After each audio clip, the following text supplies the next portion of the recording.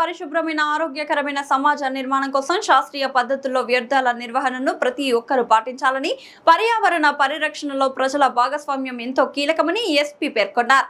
Swarnandhra Swachhandhra SASA కార్యక్రమంలో భాగంగా శనివారం జిల్లా పోలీస్ కార్యాలయం ఆపరేషన్ క్లీన్ స్వీప్ కార్యక్రమాన్ని నిర్వహించారు.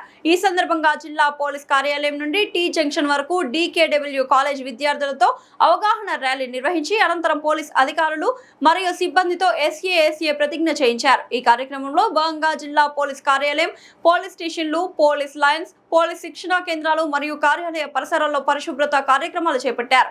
డ్రైన్లు, కల్వర్టులు మరియు పరిసర ప్రాంతాలను శుభ్రపరిచి వ్యర్థాల వర్గీకరణ, వేస్ట్ సెగ్రేషన్, శాస్త్రీయ వ్యర్థాల నిర్వహణ, ప్లాస్టిక్ వినియోగం తగ్గింపు మరియు పర్యావరణ పరిరక్షణపై మరియు తడి చెత్త, పొడి చెత్తను వేరు చేయడం, ప్లాస్టిక్ వినియోగాన్ని తగ్గించడం, పర్యావరణ హిత అలవాట్లను అలవర్చుకోవడం, ఆరోగ్యకరమైన సమాజాన్ని నిర్మించవచ్చని అవగాహన కల్పించారు.